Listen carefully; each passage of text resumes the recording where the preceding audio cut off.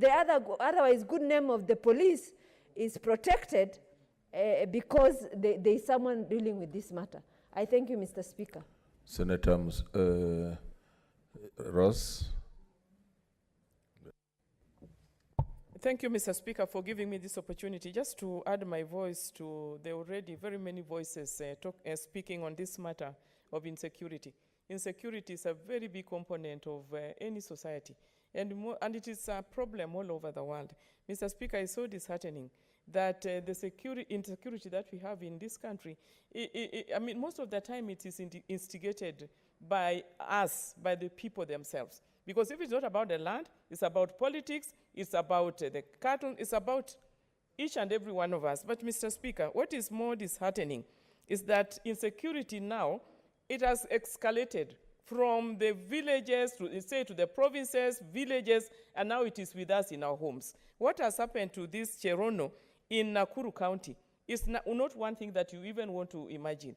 It's almost similar to what we saw in the US, and also you can watch it in another video that happened in this country about a year ago. A policeman stepping, and with a hand, one hand is holding a pistol, and on his legs is stepping on somebody else. It is something that happens in this country, in America, but it is unfortunate. I know security should be about ourselves, but now looking at the COVID problem that we have had in this nation, look at what is happening in our homes. The insecurity that we experience in homes, young children being molested by their own relatives, their fathers, their brothers. I watched a woman cry that her own son has impregnated 2 daughters, and they are all teenagers. It has been unfortunate that as a nation we go through such a thing, that insecurity is with us, with the young babies, with our women, with our girls. It is unfortunate that you can experience it out there about leadership and land,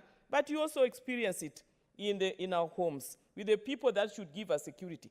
So, Mr. Speaker, I want to say that the policemen are doing a great job, and we cannot underrate what the policemen or the security system is doing in this country or any other place. But it is unfortunate that a few are destroying the good work that is being done by the government. I know the government is spending a lot of money on security, but look at what is still happening what is heartening me most is in our homes with our children, and then going out to the women and to anybody else. So I would like to urge the police force and to urge the government and the Ministry of Interior that we know they are doing something, but let more be done. I thank you, Mr. Speaker.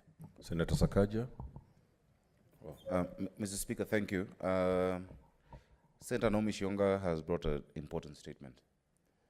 And it's very important that and that's why I raised the issue of the committee, that we reflect on these issues. Mr. Speaker, the police service changed from the police force. It used to be called the police force, the National Police Force.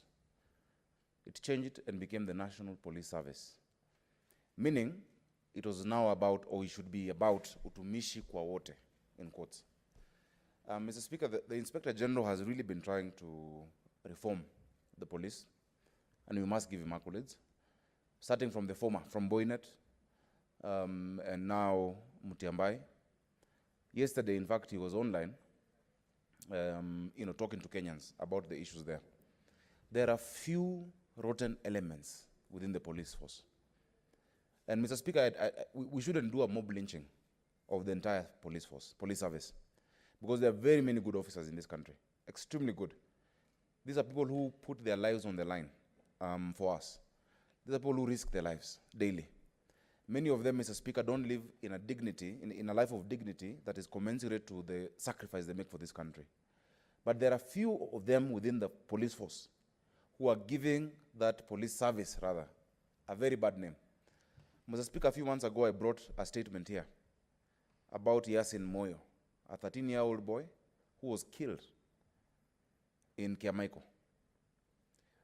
Yasin Moyo was a young boy when they just started implementing the curfew.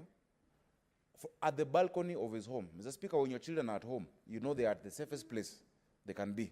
They're at home. In the balcony, he wasn't outside. He wasn't going against curfew. He wasn't a 13-year-old boy. A police officer, Patrick Ndiema, angled his gun because they have the light, and aimed at that young boy at the balcony, Mr. Speaker, and shot him. And the young boy told his mother, I have been shot. The mother thought it's a joke and said, "Hey, ogo nakuanga na mchezo sana." The boy died shortly thereafter. Mr. Speaker, when that incident happened, after I brought the statement to this house, I spoke to the Inspector General. He gave me his chief protocol officer. And I went to Kemaiko with the Inspector General's officers, with support from the Ministry of Interior, to sit with the community and the people and to say pole. And at least they gave something, just to say pole to the family. But I told them, that boy will never come back because of one rogue officer. Mr. Speaker, today I'm happy that Patrick Ndiema today has been charged in court. He's been charged with murder. Mr. Speaker, we've had other cases in Korogosho. We had a case in Kasarani of a young boy called Nandwa who was killed during the protests for the road. And when we sorted that issue out, because, Mr. Speaker, I had to now summon, because the protests were so many, I called the district, Deputy County Commissioner, or the DCC, the security team of Kasarani. I called the Kura Director General, Mr. Kinoti. All of them, summoned them to my office at KICC. We sat with the Matatu owners, all the circles in Kasarani, and we agreed on what to do with the road. It took long, but now the contract has been given. And when we went back to the ground, we told them, Mr. Speaker, that yes, the road will be done, but that young man will never come back to life. That officer also must be charged. The officer involved in Cherono's case must be charged. The few elements spoiling the very good name of the police service should not make us think that Kenyan police service is like what we are seeing in the US. It's a few of them, it's not all of them. Mr. Speaker, we must also be able to encourage those who are doing a good job. But, Mr. Speaker, those who are doing a bad job, those who are still in the olden days of police brutality, must be brought to book. Mr. Speaker, today, and it's the same thing we said even in Kiamaiko, that yes, and the Wananchi also said themselves, they confessed. Because, Mr. Speaker, the other side to this is the people must also behave well. I told them, because they actually said that it is true, we were the ones stoning the police first, we were throwing for them water from our balconies, and a police officer must protect his life. And they're afraid. But, Mr. Speaker, that is no guarantee or no justification for the loss of any life. So we told them, and I want to tell the people of Kenya, for us to have a responsible police force, let us also, as people of Kenya, be responsible from the days of haki yetu to wajibu wetu. And then we can have a good society. So, Mr. Speaker, I want to thank you for directing that those committee changes be done. And I've seen the eminent leader of majority, Pogisho Losuron, Samuel, has come in. Make sure, Senator Pogisho, that you give that committee a very serious chair and vice chair. Because these issues are very critical. And at this time of our country's history, Mr. Speaker, we want a very responsible police service. We have a good IG. We vetted him. Mr. Speaker, that's one of the vettings that the Senate is involved in. We vetted Mutiambai. And I remember doing that vetting, there were very many members from Eastern who attended, incidentally, as friends of the committee. And we said, is it a coincidence that the members from Mukambani have attended? Because you should not make Mutiambai a Mukamba IG. He is an IG for Kenya. And so far, I think he's done well. But please, IG Mutiambai, because you will get this answered. Reform the police service. The Senate will support you. And weed out the rogue officers. Don't protect them. I'm glad today Patrick Ndiema has been charged with the murder of Yasin. And we promise them that we'll get justice, even if it was through us ourselves paying for a legal suit. And we're holding brief. We have lawyers in that court case, in that courtroom today, who are watching brief to make sure that justice is applied to all. Thank you, Mr. Speaker. Senator Zawadi.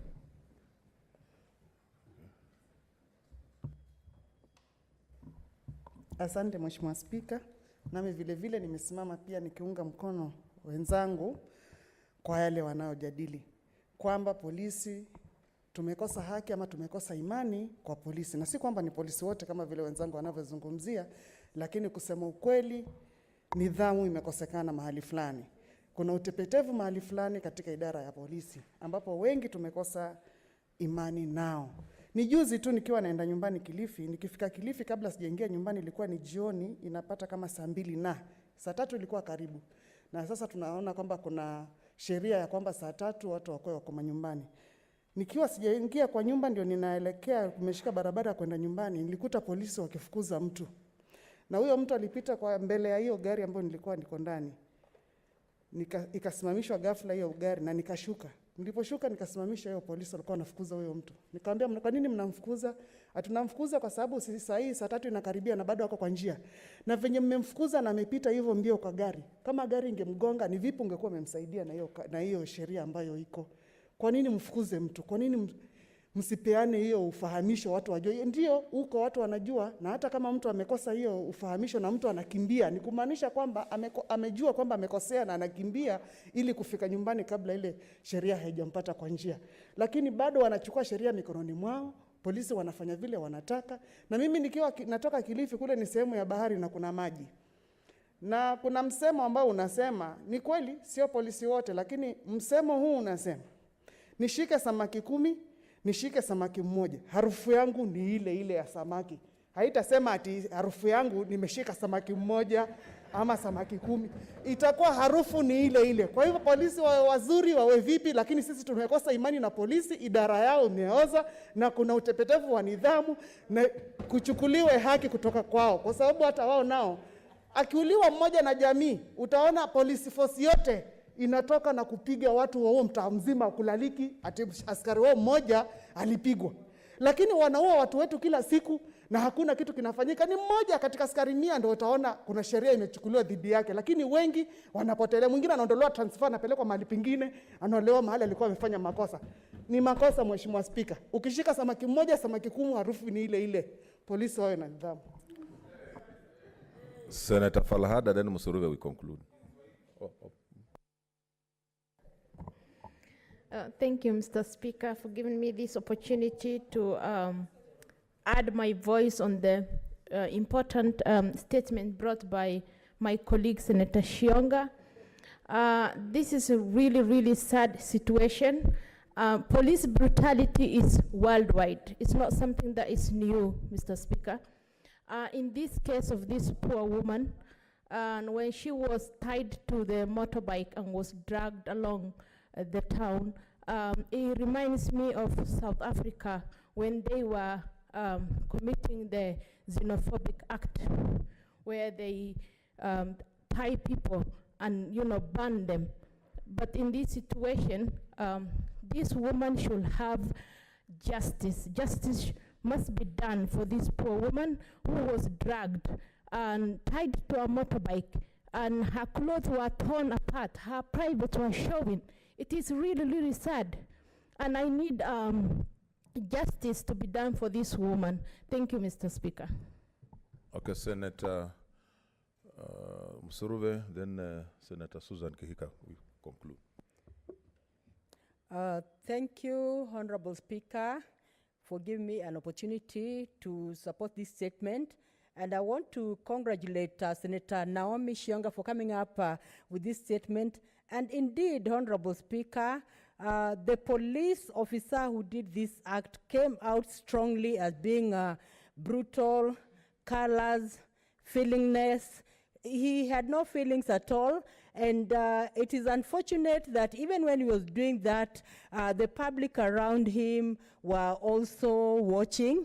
And I want to say, Honorable Speaker, and without any fear, that there is need to really, really review the curriculum of police officers. And I want to say that even during their training, an aspect of human feeling needs to be incorporated in the curriculum. Because once they are out of their forces, they are so detached from civilian life. Some of them have no feelings at all, and there is need to really look at how the curriculum is, and even see to it that units that bring feelings are incorporated in their training. And I want to say, Honorable Speaker, that it is unfortunate that Cherono's dignity was actually brought down. It is unfortunate that she was treated in a very, very humiliating way, and even her bones were broken, and there's need for her to be compensated. And there's need also for justice to be done for this family and for Cherono, and this justice should not be delayed. And I want to say, Honorable Speaker, before this House, seriously, there is need to ensure that the policeman who did this heinous act is brought to book so that he can serve as an example to others of what it means to flout the ethics. Every profession has ethics, and I'm certain that even police officers have ethics, and those who flout these ethics should be brought to book so that they do not soil the name of police officers. And Honorable Speaker, lastly, just allow me to say this, that there are also police officers who have a human touch. They do acts that are really godly, and they should be acknowledged. Even sometimes during the presidential awards, let them be acknowledged for what they have done. Like I saw in Nakuru, there's a police officer who actually bought a wheelchair and gave a disabled person the wheelchair. Such acts should be brought by the even our media. When the media is setting the agenda even for police officers, let them also set the agenda for those policemen and those police ladies who do us glory by, helping others. There was even a lady, a police officer, who even helped someone, a lady who had a baby carried on her back during this curfew period. She helped this woman out, and she was able to reach home well. So there's need also for us to ensure that the agenda is not only about brutality, but the agenda is also about rewarding those who do their work diligently, so that others can also emulate, the good workers and crave to be acknowledged even nationally. Thank you, Honorable Speaker, for the opportunity. Senator Susan Kihika. Well, thank you, Mr. Speaker, and I also support the statement. It was actually really horrifying to see a police officer drag a human being, a woman, in Olenguruoni, Kuresoi South, Nakuru County. Mr. Speaker, Ms. Mercy Cherono suffered injuries, deep injuries. She was also humiliated, but also what surprised me a bit is how much the public has become desensitized to these sorts of treatment. I mean, you had people standing, just recording, watching as this was happening. I believe that the police must do better. Otherwise, we shall have an uprising of the people like we have seen in America in the last few weeks.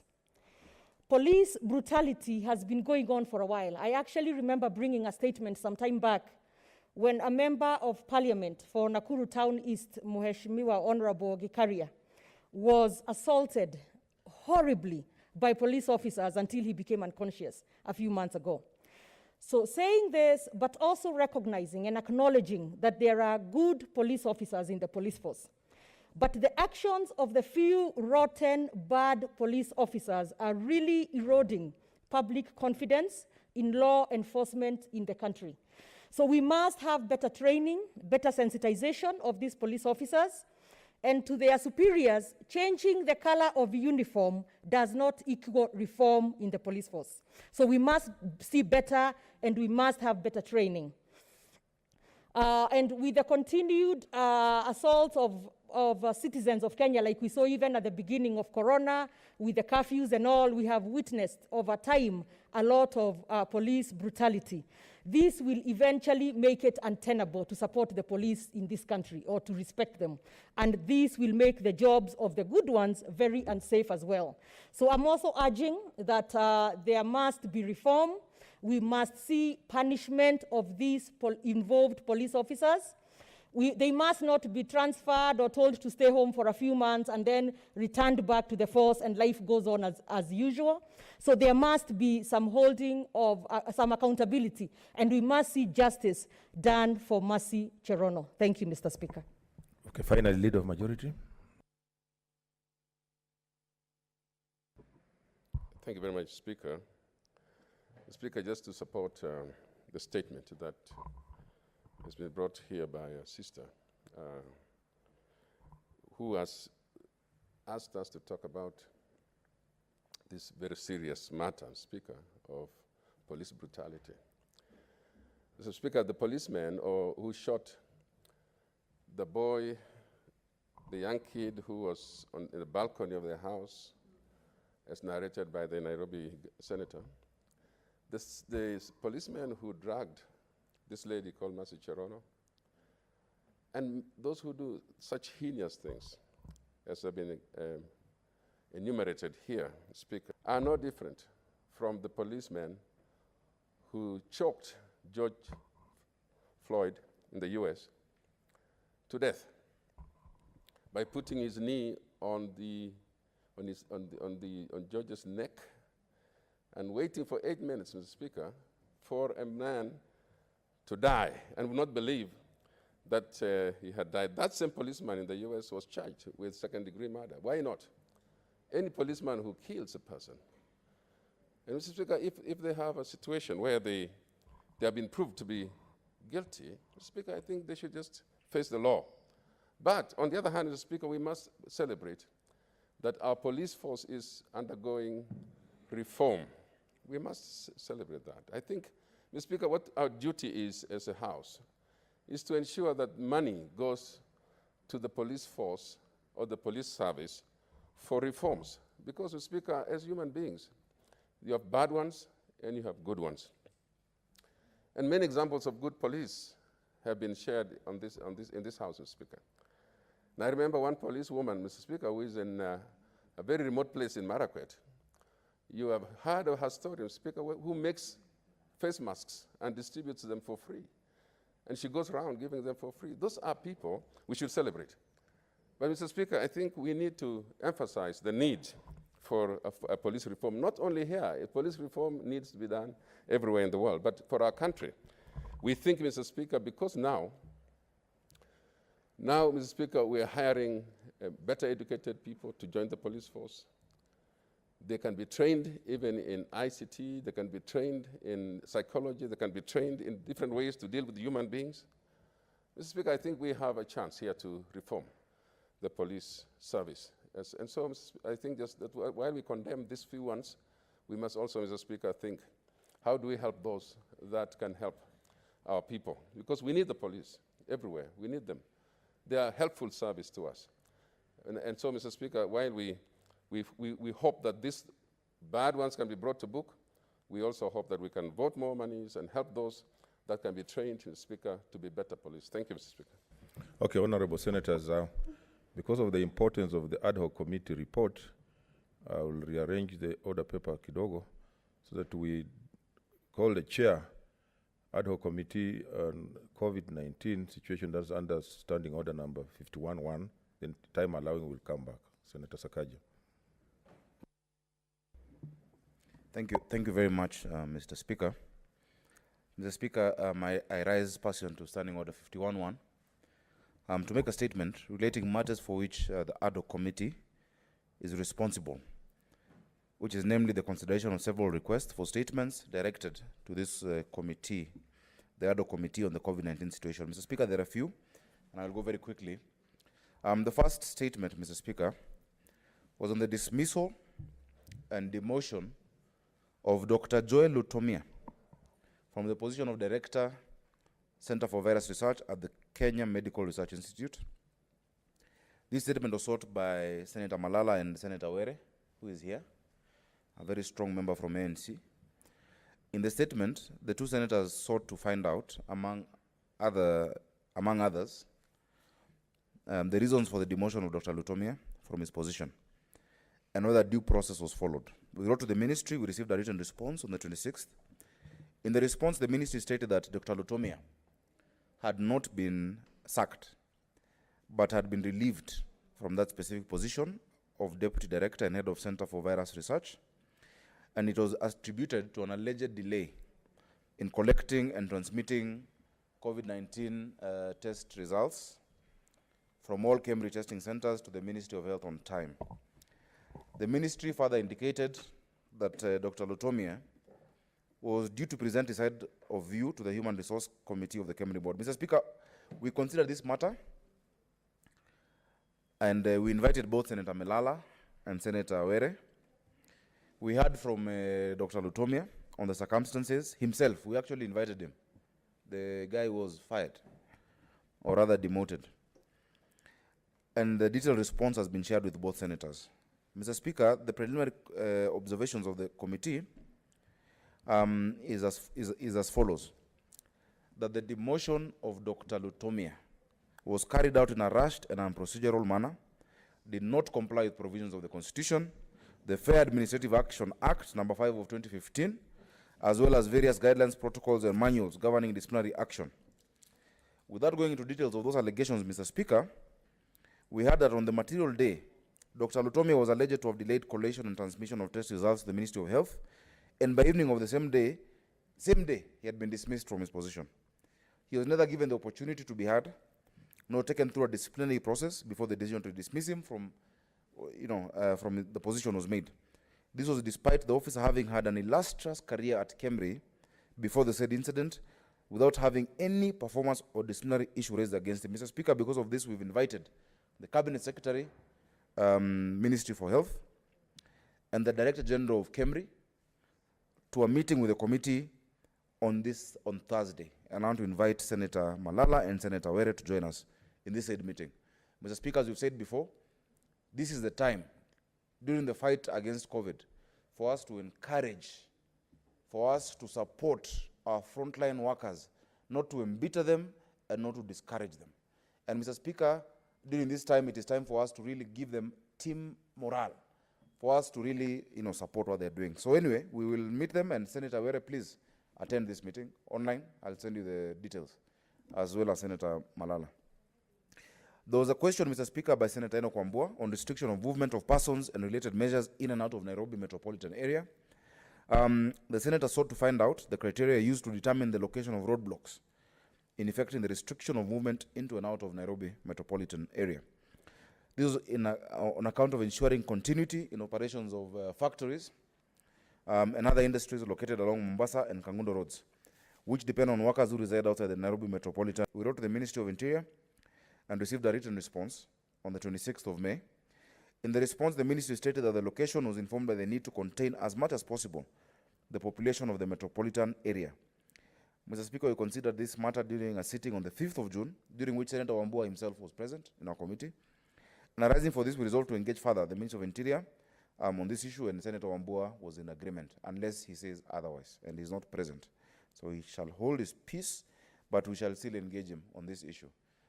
Because his rationale was the borders into Kambani are many more kilometers than the ones into other parts. Yet the Nairobi metropolitan area has been mapped out, and there are reasons around that. And it made sense, Mr. Speaker, in our opinion. Then thirdly, Mr. Speaker, by Senator Malala again, exclusion of health administrative officers from payment of COVID-19 medical emergency funds, allowance and benefits for frontline health workers. He asked why health administrative officers were omitted from the list forwarded by SRC to Treasury and the Council of Governors regarding payment of COVID-19 medical emergency allowance and benefits for frontline health workers. Of course, Mr. Speaker, as you know, we are an effective committee. We wrote to SRC. They gave us a response, and they indicated there was a suit on this matter, petition number 77 of 2020, filed in the Employment and Labor Relations Court by the Kenya Association of Health Administrators, and they are named as a respondent. And because of sub judice, Mr. Speaker, the pleadings were shared with us. And having noted that the subject was substantially the same in the suit, Mr. Speaker, we've deferred it, but we are watching how the court moves. We are still keen on it, that all health workers must benefit from the package that is being given to really boost their morale at this time of COVID. Mr. Speaker, there was the impact of COVID on prevention and control of other diseases, again by Senator Were. She's really asking us many things, Mr. Speaker. She's over asking. But Mr. Speaker, I'm encouraged because she knows how committed we are, and she's doing her work as a representative of the people. She asked, she wanted to find out the measures put in place by national and county governments to integrate malaria prevention and control interventions in COVID-19 on the basis that as the country focused resources and attention on COVID, other diseases are being ignored. And other issues of public concern continue to affect citizens and lead to increased mortality. We wrote to the ministry, Mr. Speaker, and we considered this during a meeting on the 5th of June. We later received a response from the ministry. We shared the response with the Senate. I hope you got it. The issues raised are still scheduled for further consideration because we, as a COVID committee, we have a regular meeting with the Ministry of Health. We agreed with them that we shall be meeting them every so often because it's a rapidly evolving situation.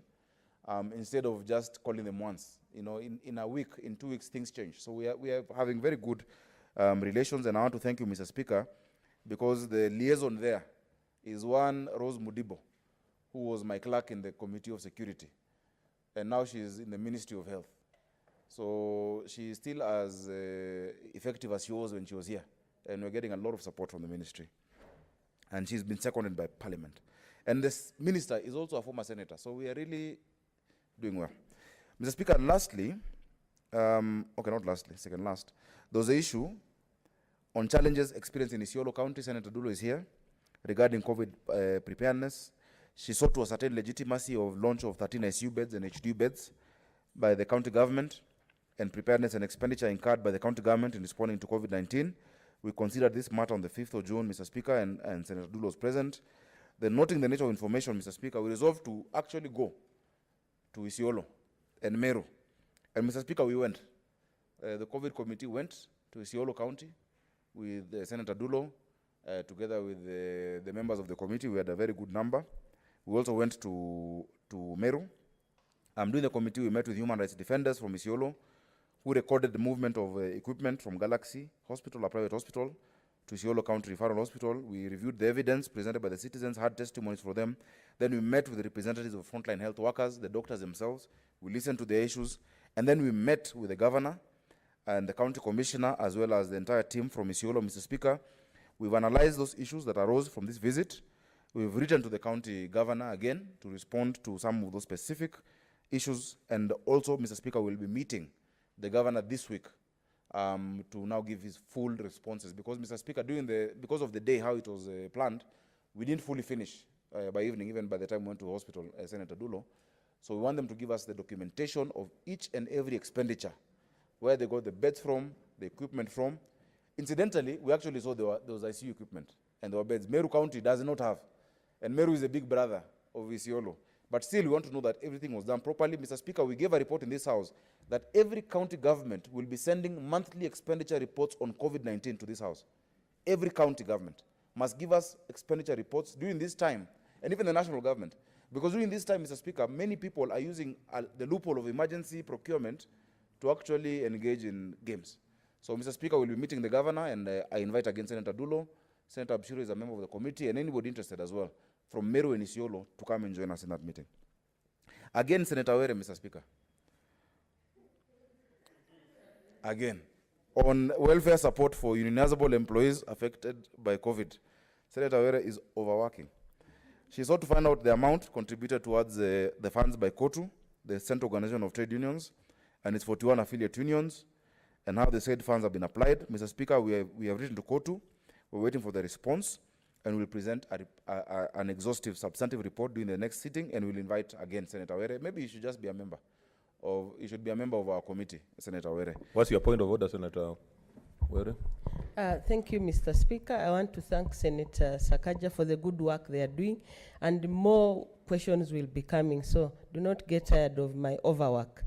But however, Mr. Speaker, when I gave this statement on the welfare support for unionizable employees, I also wanted this to go beyond COVID-19 as an emergency, but also other emergencies. How are they using the emergency fund to respond to other COVID was just one of them. And I had directed or requested for direction for this statement to go to the Committee of Labor, where Senator Sakaja again is an able chair, and I'm a member of that committee. So if at all, this could as well, so that the long-term response or the long-term solutions to this issue go beyond COVID-19. Thank you.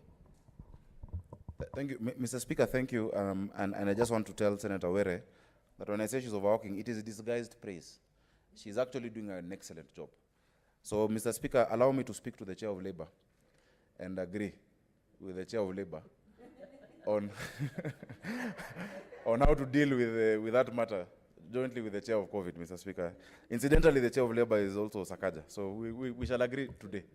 And Were is also a member of the Committee of Labour. The final one, Mr. Speaker, because I see time is not on our side, was a statement by Senator Pareno regarding the sharing of 5 billion conditional grant. And she actually raises a very important question each senator should be keen on.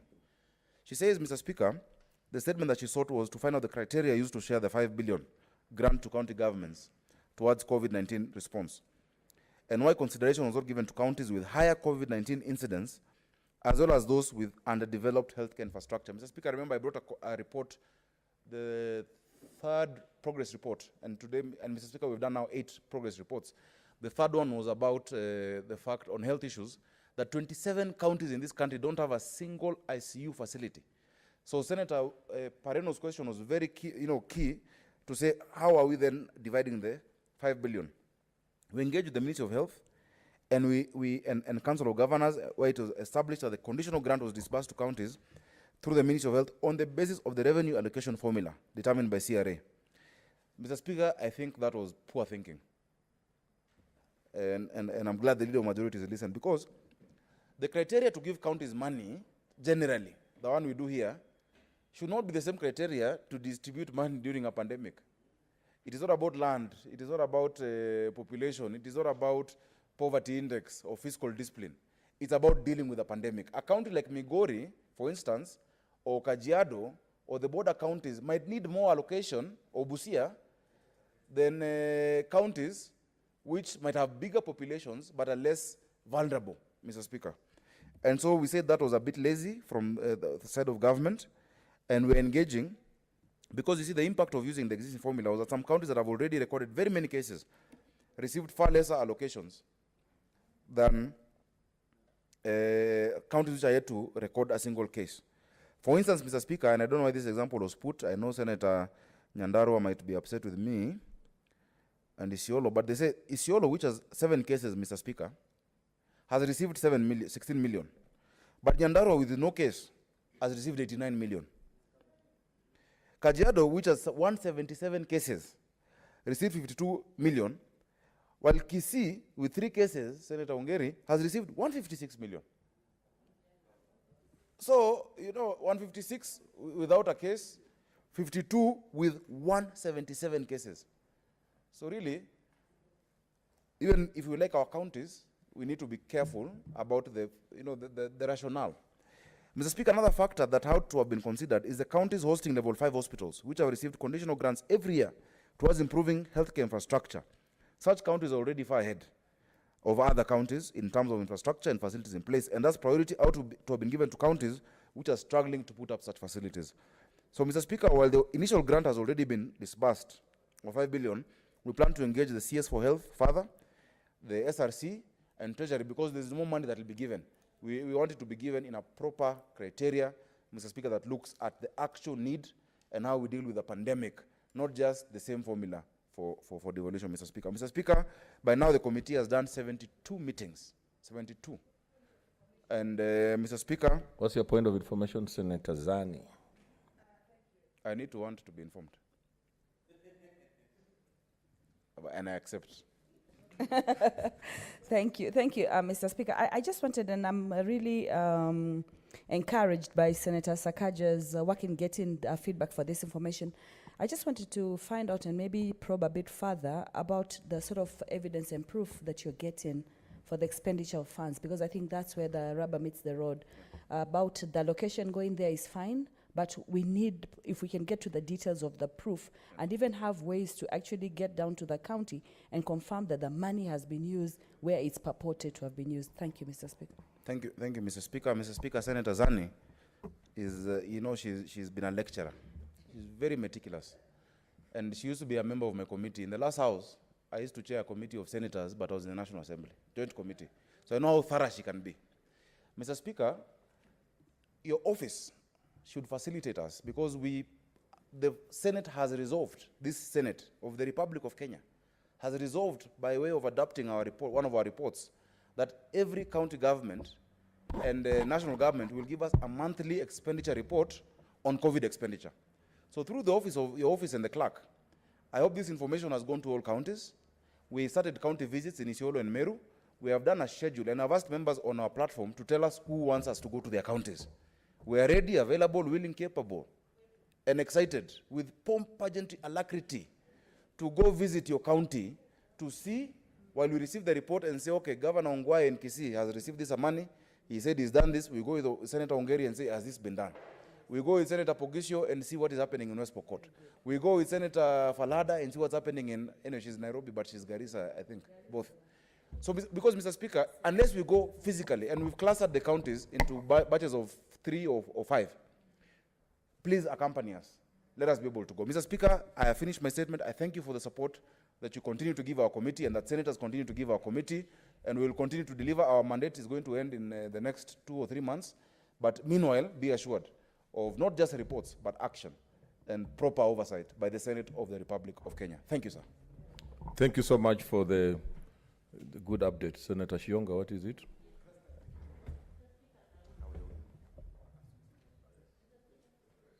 Yep. Okay, Mr. Speaker, thank you. I wanted to thank Senator Sakaja for the updates, and they are really, we have gotten a lot of input on the same. But I wanted also to request on the same, when they are inviting the CS on the issue of leukemia, if they can consider my invitation so that I can join the Zoom on the same. I had some interest in the hearing about the grant. I'll really appreciate to join them. Thank you, Mr. Speaker. Thank you, Mr. Speaker. Yes, Senator Sakaja. Mr. Speaker, I saw Senator Shionga distributing items without social distancing. And she was really charged, saying, hii ni sukari, hii ni unga, in Kakamega the other day. And I know she's doing a good part, but also I'll ask her to also follow the government guidelines. But I'll ask her to join us when Dr. Lutomia comes. And in addition, Mr. Speaker, I will make sure that she is there when we go to Kakamega, because Kakamega is one of the counties, incidentally, that is actually doing quite a good job. The governor, I must commend Governor Oparanya. He's actually doing a very good job, possibly even better than Kisumu. And it's good. In Swahili we say mgala muwe na haki mpe. But Senator Shionga, who is my mom, we will go with her, because that Kakamega is our home county. We'll go with her and look at it. And next time when you give sanitizers and soap and sugar, let people distance a bit. Senator Petronila Were, yeah, next statement. Thank you, Mr. Speaker. Again, I rise to make this statement on behalf of Senator Dr. Mike Ombito, the Senator for Trans Nzoia County, on an issue of general topical concern on exploring new thinking to reap from TVET. Mr. Speaker, in the recent selection of colleges and universities, among the 2019 KCSE candidates who scored C+ and above, hence qualifying to enroll for university degrees, 2,632 chose to join TVET for technical diploma courses, and this is laudable. In developing countries, TVET plays two major roles in national sustainable development. One, to provide training opportunities and career advancement avenues for the increased school leavers. One, to provide training opportunities and career advancement avenues for the increased school leavers, and 2, to provide skilled manpower at all levels. Mr. Speaker, during this time, we noticed that students who even qualified to join universities were preferring to join TVES. Mr. Speaker, sir, the skills developed should lead to self-reliance in the absence of salaried employment and enhance industrialization. The United Nations Sustainable Development Agenda 2030 identifies TVET as a key action area in pursuit of Sustainable Development Goals, SDG, of education and that of decent work and economic growth. Mr. Speaker, sir, for TVET to be effective, governments have to renovate and reinvent to ensure an enabling environment nationwide. Considering the continuous complex changes and development in the global context, including competition for resources, investments, and markets, it's important to ensure quality in every aspect of TVET delivery. This therefore calls for the need to review TVET policies for quality assurance and better management. Honorable Senators, for the convenience of the House, I will use Standing Order 31-2 to let her conclude that statement. Then we'll adjourn. Okay, thank you, Mr. Speaker. I was actually trying to hurry through the statement to beat time. So thank you for that allowance for some more minutes. Mr. Speaker, innovation is key. First, there needs to be substantial change in the curriculum, materials used, selection of trainers, and training to ensure TVET progressively responds to evolving labor demands. And Mr. Speaker, our young people have even gone ahead and observed this before the system or government policies does by deciding on their own volition to choose TVET courses instead of university courses. Deployment of organizational practices is crucial to support innovation in this sector, which plays a significant role, including the well-being of workers, enhanced productivity, international competitiveness, and economic growth. Mr. Speaker, sir, the second thing is proper values and attitudes must be aligned to the national ethos. TVET has traditionally been thought to be a relatively unattractive educational option compared to higher education. There is a serious need to address disparities of esteem between TVET and general education by demonstrating to and educating the public on the benefits of TVET. TVET has a particular advantage for developing countries that are moving rapidly up the value chain as it allows the occupational change and mobility and provides infrastructure to cope with these changes. Mr. Speaker, lastly, a robust system at the national level to set criteria for management of quality courses, such as evidence-based TVET quality assurance management system, to ensure employees, apprentices, or trainees in enterprises and TVET institutions have the right awareness, skills, knowledge, and attitudes is very vital. And technology can also be employed to deliver TVET to more people as virtual platforms become globally available in this era of the new normal, so that our young people can have a chance to get jobs even outside this country, because these skills that are offered at TVET level are very popular in the developed world. They do not have that personnel. I thank you, Mr. Speaker. Okay, honorable senators, having concluded the business of the morning, it's now time to adjourn the House. The Senate therefore stands adjourned until today, Tuesday, 23rd June 2020 at 2:30 p.m.